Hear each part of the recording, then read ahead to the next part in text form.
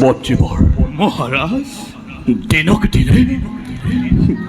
দিনে পৃথিৱীখন অধৰ্মৰ ফালে গতি কৰিব লাগিছে। মন্ত্ৰীবৰ নিতে নৱ ঘটনা প্ৰবাহে পৃথিৱীখন এফালৰ পৰা গ্ৰাস কৰিব ধৰিছে।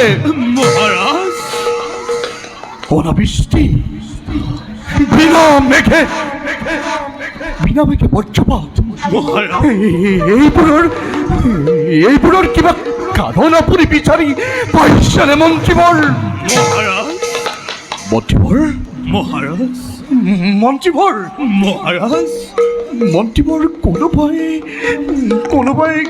কোনোবাই যেন মোক কয় কাণে কাণে সত্যব্ৰত, মহাৰাজ, সত্যব্ৰত, মহাৰাজ, মন্ত্ৰীবৰ কোনোবাই যেন মোক কয় কাণে কাণে সত্যব্ৰত, তোৰ ৰাজ্য ধ্বংস হ'বলৈ, বেছি দিন নাই।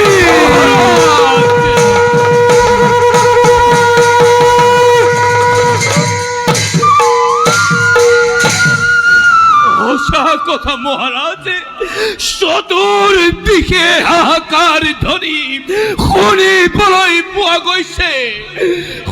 মহাৰাজ, হৰি মন্দিৰৰ দবাকা নিজে নিজে বাজি উঠিছে। নিশ্চয় বিপদৰ আগজাননী মহাৰাজ। মন্ত্ৰীবৰ মহাৰাজ, দিন ৰাতি একাকাৰ কৰি মই ৰাজ্য শাসন কৰিছোঁ। হয় মহাৰাজ। তথাপিতো প্ৰজাগণৰ অসহায় ভাৱ জাগ্ৰত হোৱা দেখিছোঁ। মহাৰাজ,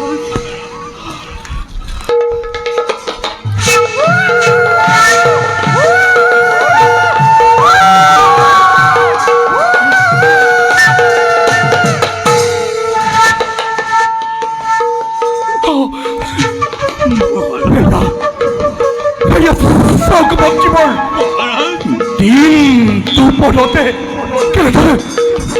কেনেদৰে শিয়ালবোৰে হাৰাও জুৰিছে। চাওক মহাৰাজ, মন্দিৰৰ বিগ্ৰহলৈ চাওক। মন্ত্ৰীবৰ কেনেকৈ শগুনীবোৰে মাংস পিণ্ড টনাজোৰা কৰি মন্দিৰৰ বিগ্ৰহ একেবাৰে কুলসিত কৰি তুলিছে। মন্ত্ৰীবৰ